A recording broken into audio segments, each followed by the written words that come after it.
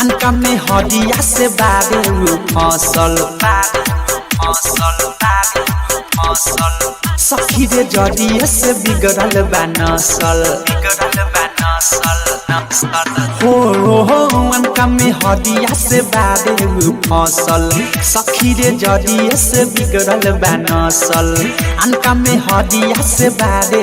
फसल सखी रे जदिया से बिगड़ल बा नसल पलंग पलंग ना ठेके लाज के बात कही के भाता पे सुते सौतिन के लेके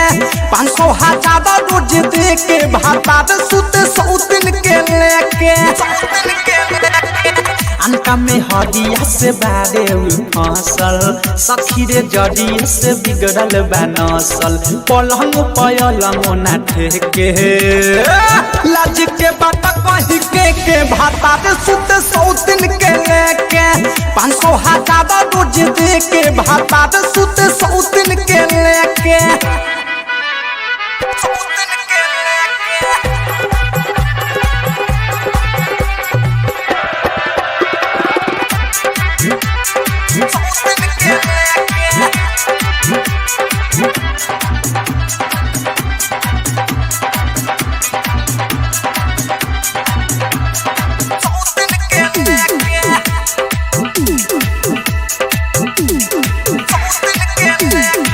काठी ना काठी पढ़ा के खियावलस कहाँ के जड़ी बूटी पिया के पियावलस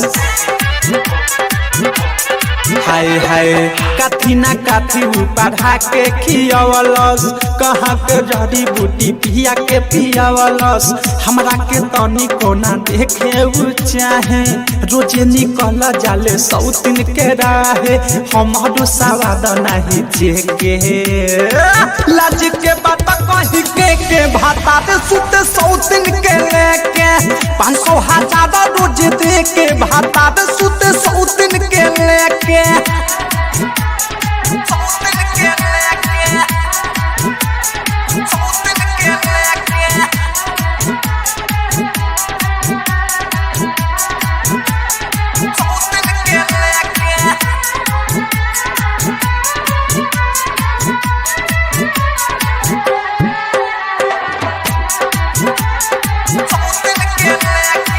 गौने के बेरी से मुर्जो बनाऊ पास बा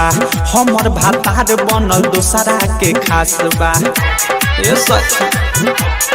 हाय हाय गौने के बेरी से मुर्जो बनाऊ पास बा हमरे भातार बनल दोसरा के खास बा सोचनी की ससुरा में पूरी मोरा सारा धा मोरा जवनिया के उड़ी सखी गादा दोसरे के तावा जाके सेके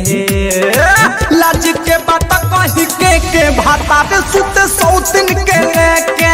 500 हजार